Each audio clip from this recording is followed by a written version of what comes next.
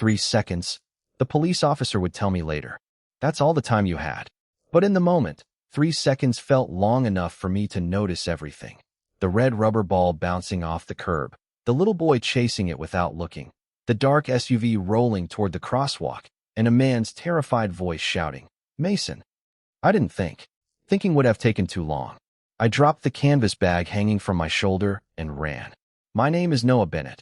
I'm 27 years old. And until that Tuesday afternoon, the bravest thing I'd done all week was tell 32 restless 8th graders that yes, watercolor absolutely counted as real art.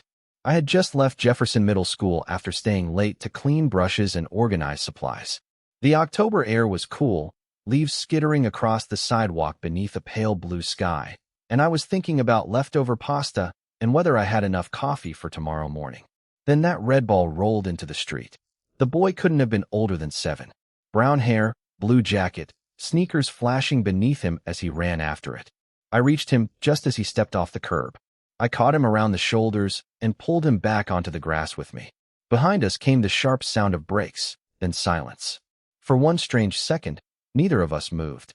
The boy stared at me with enormous hazel eyes. "My ball," he whispered. I looked toward the street. The red ball had rolled safely to the opposite curb. "I think your ball can wait." His lower lip trembled. "Dad's gonna be mad." Before I could answer, footsteps pounded across the sidewalk. "Mason." A man dropped to his knees beside us. He looked somewhere in his mid-30s, tall and broad-shouldered, with dark blonde hair that seemed as if he'd been running his hands through it all day. He immediately checked the boy's face, arms, hands, asking if anything hurt. "Dad, I'm okay," Mason insisted. "Are you sure? Look at me." "Mason, look at me." "I'm okay."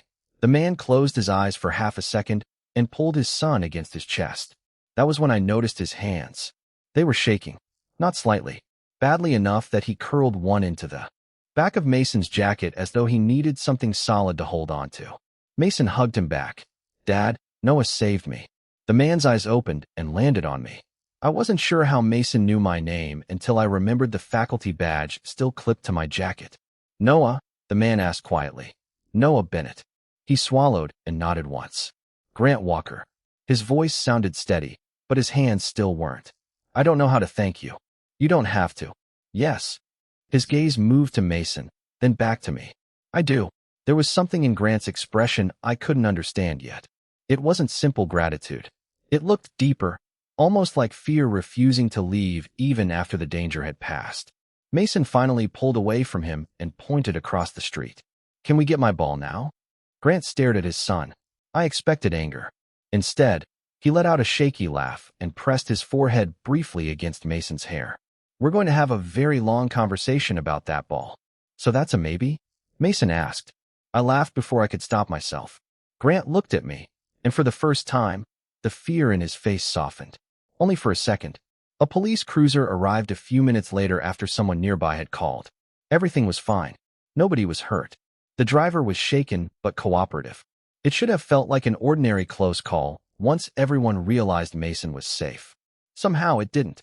Before Grant and Mason left, Mason ran back and wrapped both arms around my waist. "Thank you, Noah." I rested a hand lightly on his shoulder. "Next time, let the ball go. Promise." Grant stood several feet away, watching us. "Goodbye, Noah." "Take care, Grant." He nodded, but he didn't move immediately. His eyes stayed on me for one long, unreadable moment before he finally took Mason's hand and walked away. I went home believing that was the end of it. I made my leftover pasta. I graded 12 art journals. I even found the coffee for the next morning.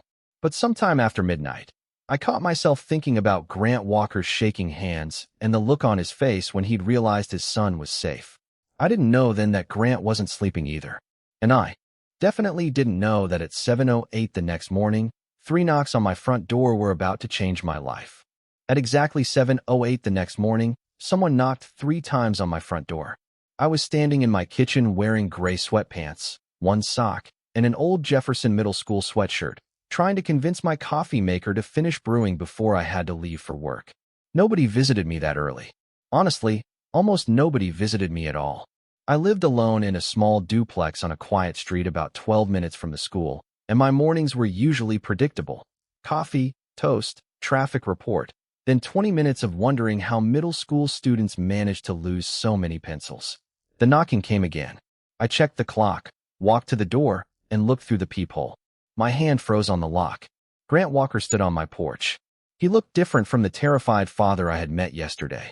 His dark blonde hair was neatly combed, and he wore jeans beneath a navy jacket, but there were tired shadows under his eyes. In one hand, he carried 2 large coffee cups. His other hand was holding Mason's. Mason noticed movement behind the curtain and waved enthusiastically. I opened the door. "Good morning." Grant gave me an awkward smile. "I know this is strange." "A little. Dad said we had to come," Mason announced. Grant looked down at him. "That is absolutely not what happened. You woke me up early. Because you take 40 minutes to put on shoes. I have choices." I laughed, and something in Grant's shoulders relaxed. He held out one of the cups. "Coffee. I remembered your school badge, so I guessed you probably needed it." That might be the most accurate assumption anyone has ever made about me. I accepted it. "Thank you. There is breakfast too," Mason said, lifting a paper bag I had not noticed. "Cinnamon rolls." Grant sighed. "Apparently we are providing a complete catering service." "You picked the bakery," Mason reminded him. "You rejected 3 others. Their cinnamon rolls were inadequate." I stepped aside. "You should probably come in before my neighbors decide I have become interesting." Mason entered. Immediately, Grant hesitated at the threshold. That tiny pause told me more than anything he had said. He was not here because visiting strangers was easy for him. He was here because leaving yesterday without saying enough had bothered him. "Come in," I said more gently. He nodded and followed Mason to my kitchen. 5 minutes later, the 3 of us were sitting around my small table while Mason inspected my collection of refrigerator magnets and Grant stared into his coffee. "I did not sleep last night," he finally said. Mason was busy with his cinnamon roll, so Grant kept his voice low. "Every time I closed my eyes, I saw him running into that street." I said nothing. Some confessions did not need immediate answers. Grant rubbed his thumb along the cardboard sleeve of his cup. "His father is supposed to protect him." There was something heavy in the way he said father, as if the word carried more responsibility than one person should have to hold alone. "You were 10 feet away," I said. "Children can cover 10 feet surprisingly fast." I should have stopped him. "You cannot control every second of another person's life, Grant." He looked at me then. His expression was guarded, but beneath it was the same fear I had seen yesterday. "You did." For 3 seconds. Those 3 seconds mattered. Across the table, Mason suddenly looked up. "Can Noah come see my drawings?" Grant blinked. "What?" "He is an art teacher. I have drawings." "That makes sense." I tried not to smile. Strong argument. Grant gave his son a look that suggested this conversation had not been approved in advance. Mason turned to me instead. "I draw superheroes. And dinosaurs. Sometimes superhero dinosaurs." "That sounds like an important artistic movement." Mason nodded seriously. "It is." Grant covered his mouth, but I caught the beginning of a smile. It changed his entire face. Yesterday I had noticed how frightened he looked. That morning, for the first time, I noticed how warm he could look when Mason made him forget to be careful. I checked the clock and reluctantly stood. "I need to leave in 15 minutes." Grant immediately rose. "Of course. We have already interrupted your morning." "Enough. You did bring cinnamon rolls." "That was my idea," Mason said. At the door, Grant held out his hand. This time, unlike yesterday, I took it. His handshake was firm and warm. "Thank you, Noah," he said. "For yesterday, and for not telling me I am ridiculous for showing up here before breakfast." I was considering it. That earned a quiet laugh. Mason stepped onto the porch, then turned around. "Can we come back?" "Mason," Grant said. "What?" "We already know where he lives." Grant closed his eyes briefly. I should have given some polite answer. Instead, I looked at Mason, then at Grant. "Sure." Mason grinned. Grant stared at me for a moment, surprised. "Only if Noah invites us," he corrected. "Fine," Mason said. "Noah, invite us." I laughed again. Grant shook his head and guided his son toward the sidewalk. I stood in the doorway watching them leave, coffee warming my hand. Halfway to the car, Mason turned and waved. Grant did too, a smaller gesture, almost hesitant. I waved back. Then I closed the door and looked around my suddenly quiet house. Nothing had changed. The cinnamon roll bag was still on the table. My school bag was still beside the couch. I still had one sock on. Yet the silence felt different now. For the first time in a long while, I caught myself wondering when someone might knock on my door again. By Friday afternoon, I had almost convinced myself that Grant Walker and his son had simply been one unusual interruption in an otherwise ordinary week. Then my phone buzzed while I was cleaning paintbrushes after class. The message came from a number I did not recognize. "This is Grant. Mason has informed me that I am required to ask whether you are available tomorrow afternoon to provide a professional evaluation of his latest masterpiece." I smiled before I could stop myself. A second message arrived almost immediately. For clarification, the masterpiece contains a dinosaur wearing a cape. I typed back that I took superhero dinosaurs very seriously.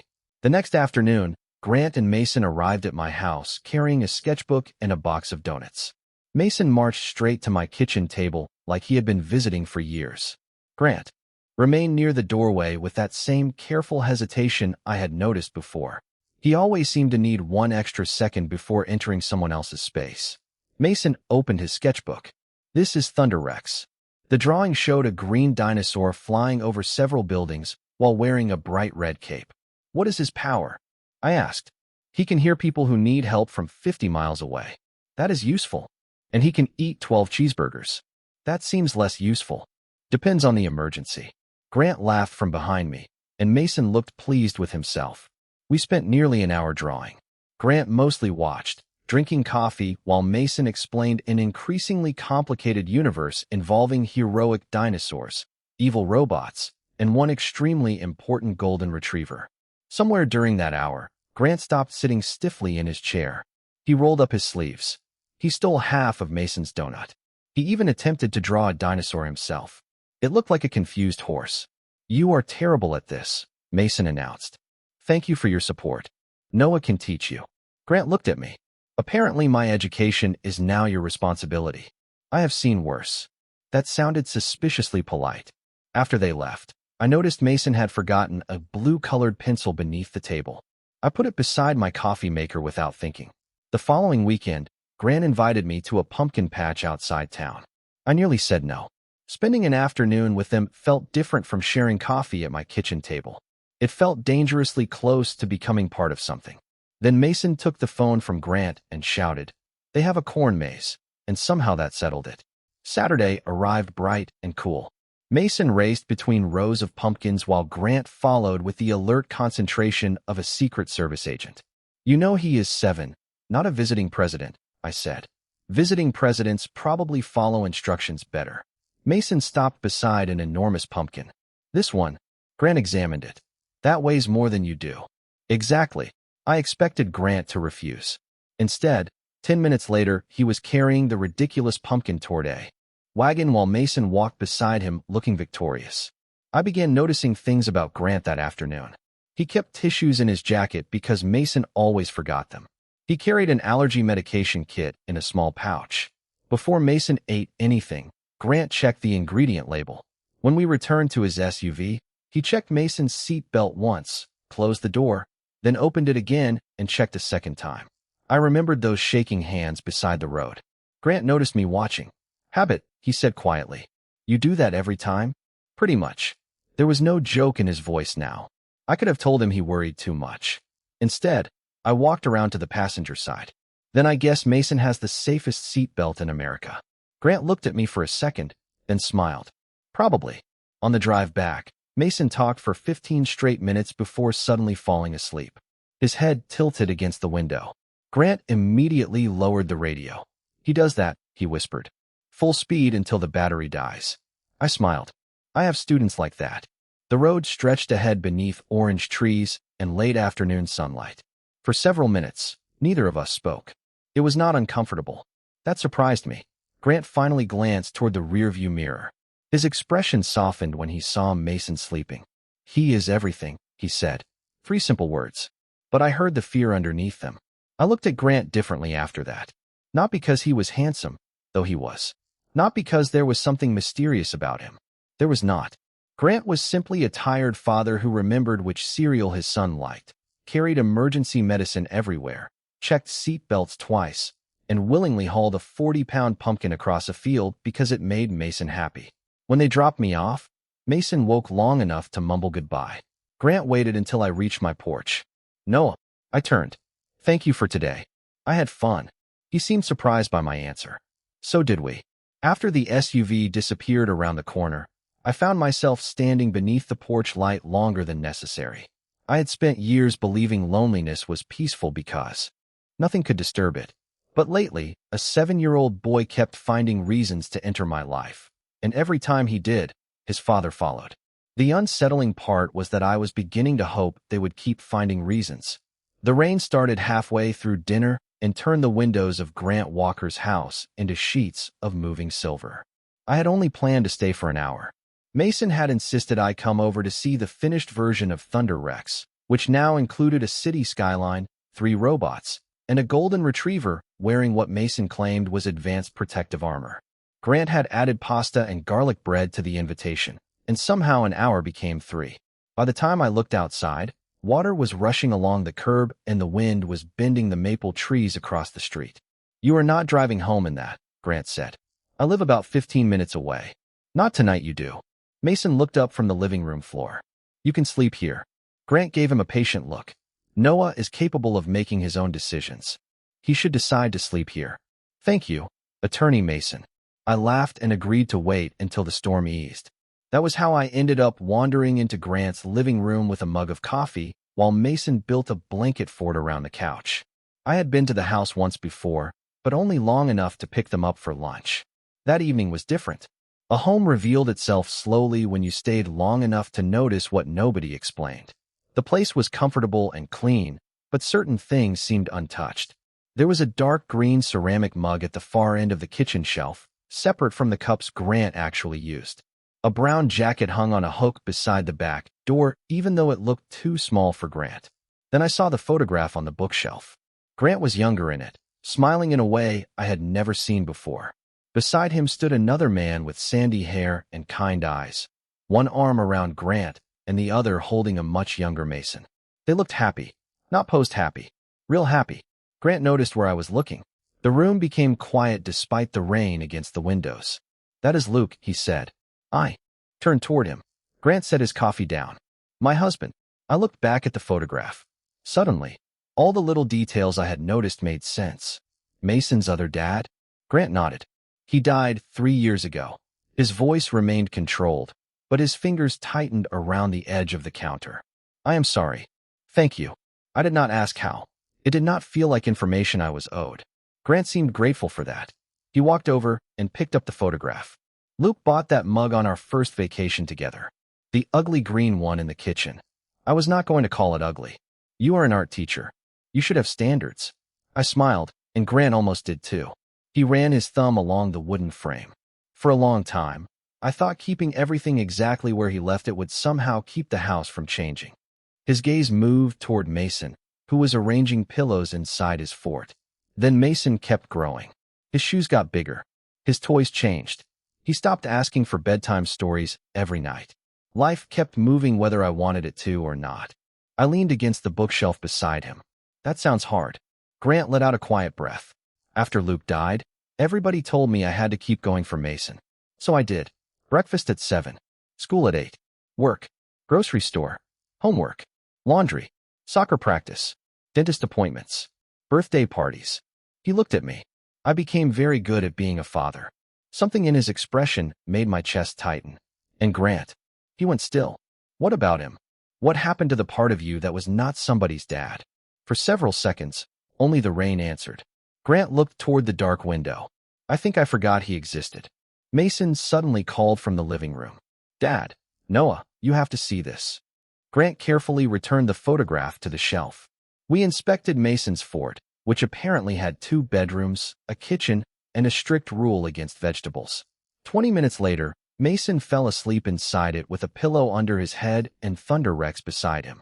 Grant crouched and lifted his son gently. I followed upstairs and watched him tuck Mason into bed, adjust the blanket, and leave the hallway light on. Downstairs, the storm had softened to steady rain. I stood near the window while Grant checked the weather on his phone. It should clear soon, he said. I can wait. You always seem very patient. Middle school art teacher. Occupational requirement. He smiled. Then the smile disappeared, replaced by something quieter. I have not talked about Luke like that in a long time. You did not have to. I know. He looked at me, and there was no guarded expression this time. That is why I wanted to. Neither of us spoke. I did not offer advice. I did not tell him it was time to move on, because I was beginning to understand that moving forward and leaving someone behind were not the same thing. Grant's hand rested on the couch between us. Without looking away, he moved it slightly closer. I let my fingers settle beside his. Then, carefully, Grant closed his hand around mine. It was not dramatic. There was no declaration, no explanation. Just warmth, rain against the windows, and two people sitting in a house that had spent 3 years trying not to change. Grant looked down at our joined hands as if the smallest gesture had somehow frightened him. But he did not let go. For the next 2 weeks, Grant and I behaved as if holding hands during a rainstorm had been perfectly ordinary. Neither of us mentioned it, but something had changed. He started texting me in the mornings, usually about Mason, sometimes about nothing important at all. I began stopping by their house after school without needing an official invitation. Mason accepted this development with the confidence of someone who believed he had planned it from the beginning. On Friday evening, I arrived carrying a grocery bag because Grant had promised homemade pizza and apparently forgotten to buy mozzarella. "You saved dinner," he said when he opened the door. "I am developing a concerning pattern with this family." From the kitchen, Mason shouted, "Noah, Dad ruined the first pizza." Grant looked offended. "It is not ruined." I stepped inside and saw a blackened circle cooling on the stove. "Grant, that pizza has entered another geological era." Mason laughed so hard he nearly dropped the bowl he was holding. Grant pointed at both of us. "I am surrounded by critics." The second pizza survived. We ate around the kitchen table while Mason told us about a science project involving bean plants and his firm belief that his plant was smarter than everyone else's. Grant listened with complete seriousness, asking questions as though Mason were presenting research to Congress. I watched them across the table and felt something inside me become unexpectedly quiet. It was not excitement. It was not the nervous rush I had expected romance to feel like when I was younger. It was simpler than that. I felt comfortable. After dinner, Mason chose a movie and established himself in the center of the couch. Grant sat on one side. I sat on the other. 20 minutes later, Mason leaned against me. 10 minutes after that, his feet ended up across Grant's lap. By the middle of the movie, he was asleep. Grant looked over him at me and smiled. "Full speed until the battery dies," I whispered. "Every time." We let Mason sleep until the credits rolled. Then Grant carefully lifted him from the couch. "I can get the blanket," I said. Upstairs, Mason barely woke as Grant placed him in bed. I pulled the comforter over him while Grant set Thunder Rex on the nightstand. Mason's eyes opened for half a second. "Good night, Dad." "Good night, buddy." Mason turned toward me. "Good night, Noah." The words were sleepy and automatic, but they stopped me completely. "Good night, Mason." Grant heard it too. I could tell by the way he stood motionless in the hallway after we closed the bedroom door. Neither of us said anything until we returned downstairs. The house suddenly felt different without Mason's voice filling it. I collected the empty glasses from the coffee table while Grant folded the blanket. "You do not have to clean," he said. "Neither do you. I live here." Weak argument. He smiled, but his eyes stayed on me. I carried the glasses into the kitchen and set them beside the sink. When I turned around, Grant was standing in the doorway. For several seconds, neither of us moved. There was no rain this time, nothing dramatic to hide behind. Just the refrigerator humming, and the clock above the stove ticking softly. "Noah," he said. My name sounded different in his voice. "Yes." He walked closer, then stopped. I could see uncertainty replacing the calm expression he usually wore. "You have become important to him." I knew he meant Mason. "He is important to me too." Grant nodded. "That should make this easier." "Make what easier?" His gaze dropped for a moment, then returned to mine. "I do not know." He was close enough now that I could feel the warmth of his presence. My heart began beating faster, but I did not step forward. I wanted whatever happened next to be his choice. Grant raised one hand as though he might touch my face, then stopped before he reached me. For one brief second, I thought he was going to kiss me. I wanted him to. The realization was so clear that it frightened me. Grant must have seen something in my expression because his face softened. Then pain crossed it just as quickly. His hand fell back to his side. "I cannot." 2 words. Quiet. Final. I stepped backward. "Okay. Noah, I did not mean. You do not have to explain. I think I do. Not tonight. I grabbed my jacket from the chair. Grant followed me toward the front door, but he did not try to stop me. Please drive carefully, he said. It was such a Grant thing to say that it almost hurt more. I will. Outside, the November air was cold enough to sting my face. I sat in my car for several seconds before starting the engine. Through the front window, I could see Grant standing alone in the living room. I told myself I understood. He had loved Luke. He was still carrying that love through every room of that house. But understanding something did not make it painless. For the first time since meeting Grant Walker, I wondered whether I had mistaken being welcomed into their lives for being wanted in his. For the next 4 days, I became very good at finding reasons to stay busy. I arrived at school early, volunteered to supervise the student art club, reorganized supplies that did not need reorganizing, and even cleaned a cabinet I had been ignoring since August. Grant sent 2 messages. The first asked whether I had gotten home safely. The second simply said that he was sorry. I answered both politely, but I did not go back to the house. I told myself I was giving him space. The truth was less generous. I was protecting myself. On Wednesday afternoon, I was helping a student shade a charcoal drawing when the office secretary appeared at my classroom door. Noah, there is a call for you. For me, it is about Mason Walker. My stomach tightened instantly. I handed the student my charcoal pencil and walked quickly to the office. The call was from Mason's elementary school. He was safe, but he had become upset during recess and asked to speak with someone on his emergency contact list. Grant was already on his way, but the school had called me too. There must be a mistake, I said. The secretary checked again. Your name is listed as his second emergency contact. I stared at the phone. Second. 20 minutes later, I was sitting in the elementary school counseling office when Grant rushed through the door, still wearing his work jacket. He stopped when he saw me. Surprise crossed his face. Noah, they called me. Why would they? He looked toward Mason, who sat curled into a chair holding his backpack against his chest. Grant immediately forgot the question and crouched beside him. Hey, buddy, what happened? Mason shrugged. Nothing. Your school does not call 2 adults because of nothing. Mason looked at me, then at Grant.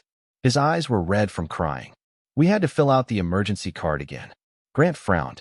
We already did that at the beginning of the year. Mrs. Palmer said mine was messy. That sounds possible.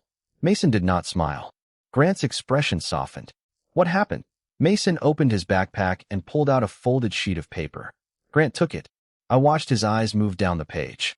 Then he looked at me. You wrote Noah's name? Mason nodded. As your second emergency contact? Another nod. Why?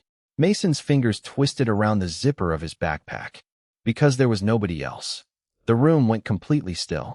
Grant sat in the chair beside him. You have Grandma. She lives 3 hours away. Uncle Daniel. He travels all the time. Grant opened his mouth, but Mason finally looked directly at him. If something happens to you, I need somebody. Grant's face changed. I had seen fear on him before, but this was different. This was the moment he realized his son had been carrying a fear too large for a 7-year-old to explain. Mason, he whispered. Mason wiped his cheek with his sleeve. Luke went away. Then the car almost got me. What if something happens to you too? Grant pulled him close. I am here. But what if you are not? There was no good answer. I understood that immediately, and so did Grant. Promising forever would not erase what Mason already knew about losing people. I moved closer and crouched beside them. Can I tell you something? Mason looked at me. Being scared does not mean you have to solve everything by yourself. But I need a second person. I swallowed. Then maybe we can talk about that together. Mason studied my face. You would answer? The question nearly broke something open inside me. If your school called me because you needed help, yes. I would answer. Mason leaned toward me, and I let him hug me. Over his shoulder, I met Grant's eyes. There was gratitude there, but something else too. Something deeper and more complicated. Later, after Mason returned to class to collect his things, Grant and I stood alone in the hallway. I did not know he put your name down, he said. Neither did I. Grant looked through the small window in the classroom door. I thought I was protecting him. You are. He is 7 years old and already planning for what happens if he loses me. His voice cracked slightly on the last word. Grant. And somehow, when he imagined the person he would trust after me, he chose you. I did not know what to say. That was the problem. A week ago, I had been wondering whether Grant wanted me in his life. Now his son had quietly placed me somewhere far more important than I was prepared to stand. Grant turned toward me. About Friday. Not here. He nodded. Okay. Mason came running down the hallway with his coat half zipped. Can we get hot chocolate? Grant automatically reached down and fixed the zipper. Yes. Mason looked at me. Noah too. I hesitated. Grant did not ask. He simply waited. That somehow made the choice harder. Not today, buddy, I said. Mason looked disappointed but nodded. I watched Grant take his hand as they walked away. This time, I was the one who stayed behind. I had thought distance would make everything simpler. Instead, I finally understood what frightened me.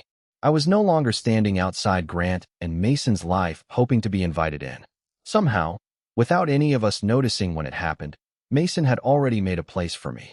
2 evenings later, Mason appeared on my porch holding a sheet of drawing paper against his chest like it contained classified information. Grant stood behind him with both hands in his coat pockets, his expression cautious. We can come back another time, Grant said. Mason immediately shook his head. No, I have to show him now. I stepped aside and let them in. It was the first time Grant had entered my house since the night everything between us became complicated. Mason hurried to the kitchen table while Grant remained near the door for that familiar extra second. I noticed it again. Somehow, I always noticed the smallest things about him. I hope this is okay, he said quietly. Mason insisted. It is okay. Grant nodded, but neither of us smiled. Mason called my name, saving us from the silence. I joined him at the table. I made this at school. He placed the drawing in front of me. It was done in colored pencil, with a bright blue sky, an enormous yellow sun, and a greenhouse that looked suspiciously like Grant's. 3 people stood on the lawn. Mason was in the middle, recognizable by his brown hair and Thunder Rex shirt. Grant stood on his right. I stood on his left. Our hands were connected. Above us, written in Mason's careful block letters, were 2 words. My family. I forgot how to breathe for a second. Do you like it? Mason asked. I love it. My voice came out quieter than I intended. You got my hair right. I practiced. Grant approached the table. The moment he saw the drawing, he stopped. His face became unreadable. Mason looked from him to me. Mrs. Palmer said family can be anybody who takes care of you. Grant pulled out a chair and sat beside his son. She is right. Mason pointed at the 3 figures. So this is mine. Grant looked at me. I could see something shifting behind his eyes, something painful and tender at the same time. Then Mason's smile faded. But Luke is family too. Grant's gaze returned to the drawing. Of course he is. Then did I do it wrong? No. Grant rested a hand on Mason's shoulder. Listen to me, buddy. Families do not replace people. They make room for more love. The words settled over the room. Mason considered them seriously. So Luke can still be my dad, and Noah can still be Noah? Grant swallowed. Exactly. Something inside me turned over. Suddenly, I understood Friday night differently. Grant had not stepped away because he felt nothing. He had stepped away because feeling something frightened him. I remembered Luke's photograph, the green mug, the jacket behind the door, and Grant saying he had become very good at being a father while forgetting the rest of himself existed. Grant was not choosing between 2 people. He was struggling to believe his heart could carry the past and still have room for a future. Mason picked up a blue pencil. I can add Luke. Grant's eyes grew bright. I think he would like that. Mason began drawing a small figure near the edge of the picture, concentrating so intensely that his tongue appeared at the corner of his mouth. Grant stood and walked toward the living room. I followed him. Grant. He turned. What you said to him. He needed to hear it. Did you?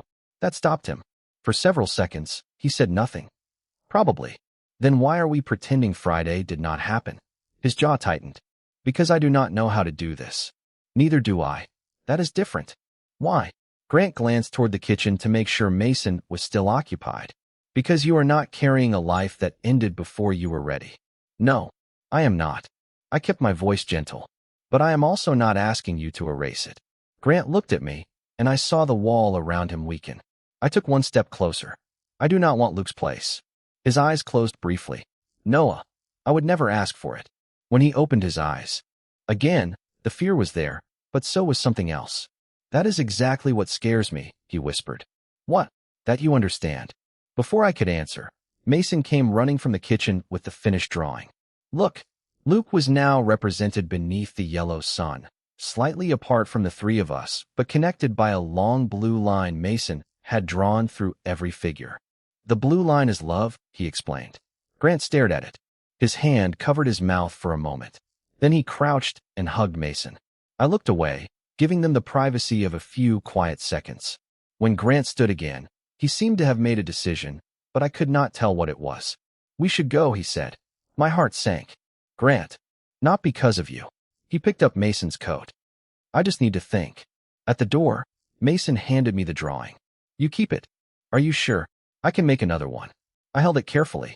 Then I will take good care of it. Grant met my eyes. There were a dozen things I wanted him to say. He said none of them. Good night, Noah. Good night. I watched them walk to the SUV. Mason waved through the window. Grant did not look back. After they disappeared, I returned to the kitchen and placed the drawing on my table. 3 people beneath a yellow sun, 1 memory beside them, and a blue line connecting everyone. I had finally understood why Grant had pulled away. What I did not know was whether understanding him meant I was about to lose him anyway.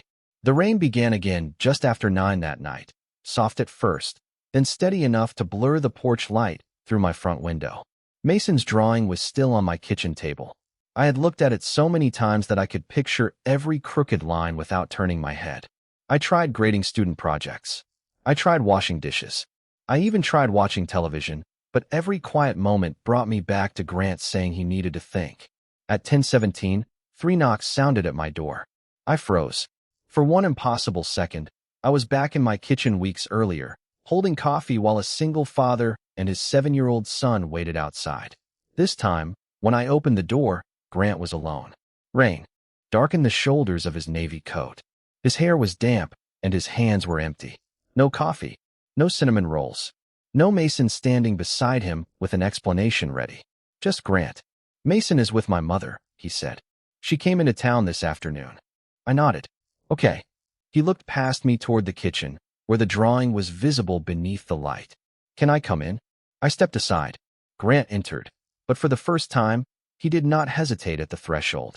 He walked into the living room and stopped near the couch. I closed the door behind him. You said you needed to think. I did. And Grant gave a small, nervous laugh. And I discovered that thinking is apparently something I am very bad at. I almost smiled, but the weight in his expression stopped me. Noah, Friday night, when I said I could not. You do not have to explain if you are here to apologize again. I am not. His answer came quickly. I am here because I have spent 3 years confusing grief with loyalty. I said nothing. Grant looked toward the rain-streaked window. After Luke died, people kept telling me that someday I would move on. I hated those words. Move on sounded like leaving him somewhere behind me. Like if I laughed too much, changed the house, or cared about somebody new, then everything Luke and I had would become less important. His voice grew quieter. So, I made my life small enough that nothing could change. I thought about the green mug, the jacket behind the door, the photograph on the shelf. Except Mason. Grant smiled faintly. Except Mason. He refused to stop growing. He looked at me. Then you showed up. Technically, Mason showed up first. That earned the smallest laugh. Of course he did. Grant took a breath. At first, I told myself I kept contacting you because Mason liked you. Then I told myself it was gratitude. You helped my son, and I was grateful. That explanation was safe. His eyes held mine. But gratitude does not make me check my phone hoping someone sent me a message. Gratitude does not make a terrible day feel better because I know I am going to see someone at dinner.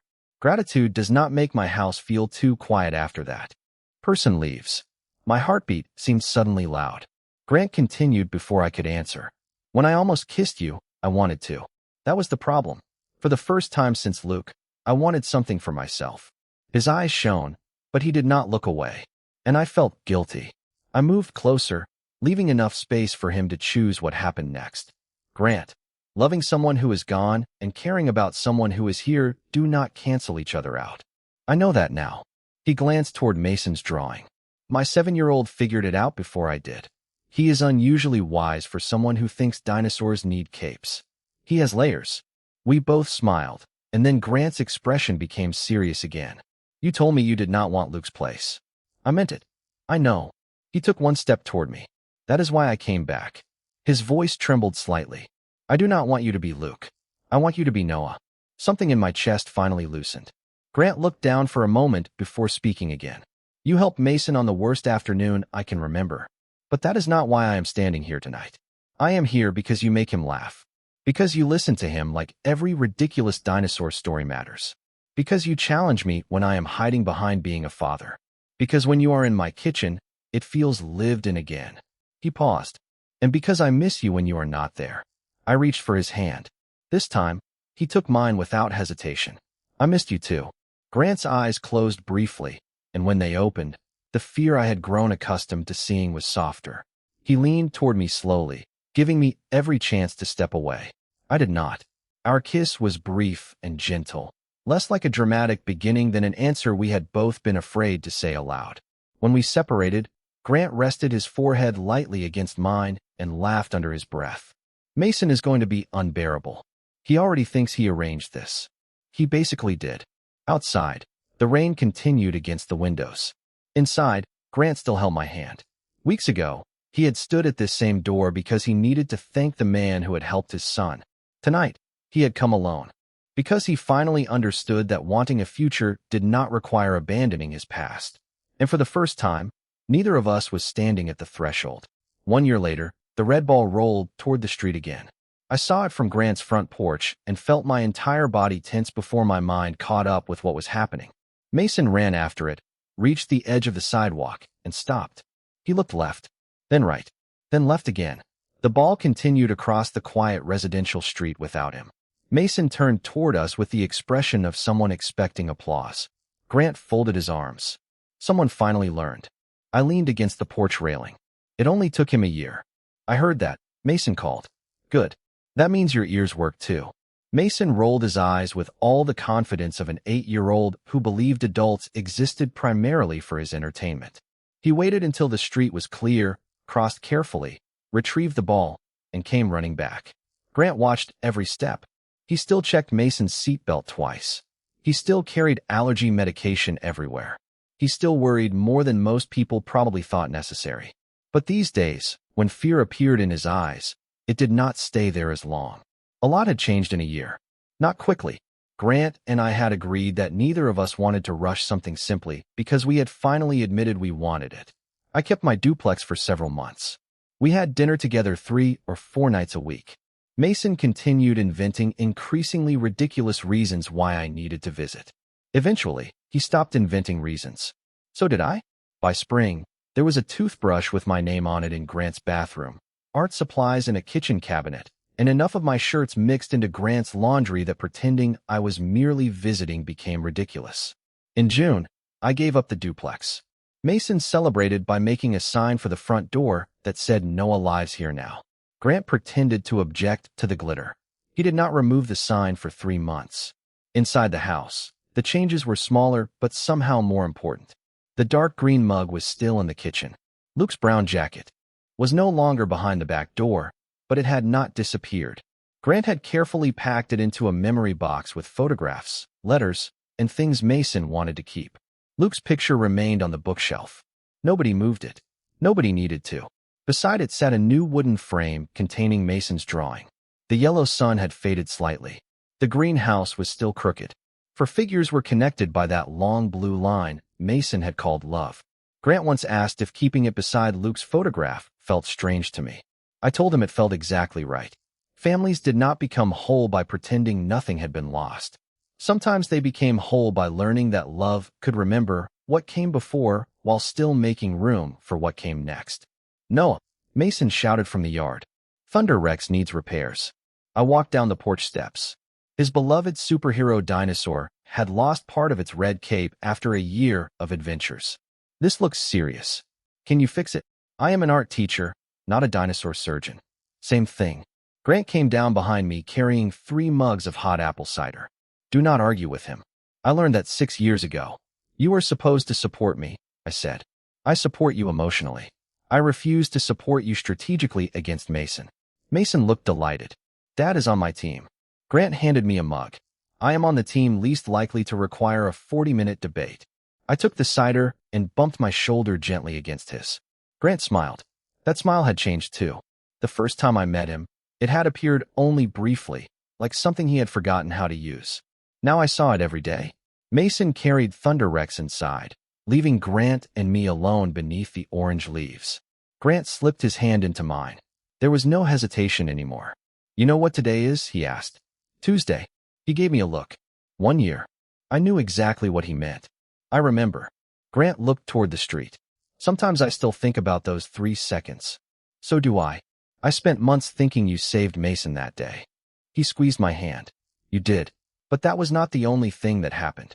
Through the window, Mason was already spreading art supplies across the kitchen table, completely certain we would follow him inside. I smiled. No, it was not. Grant kissed my forehead, simple and familiar, then opened the front door. Mason immediately demanded tape, scissors, and professional artistic consultation. The house filled with his voice, Grant's laughter, and the ordinary noise of people who no longer wondered whether they belonged together. A year earlier, I thought I had changed a little boy's life in 3 seconds. Standing there beside Grant, looking at Mason and the framed drawing on the shelf, I finally understood the part one had missed. Mason had been the one who rolled into my quiet life and refused to let it stay empty. I had helped him once on a street corner. After that, in 100 small ways, he had saved us first.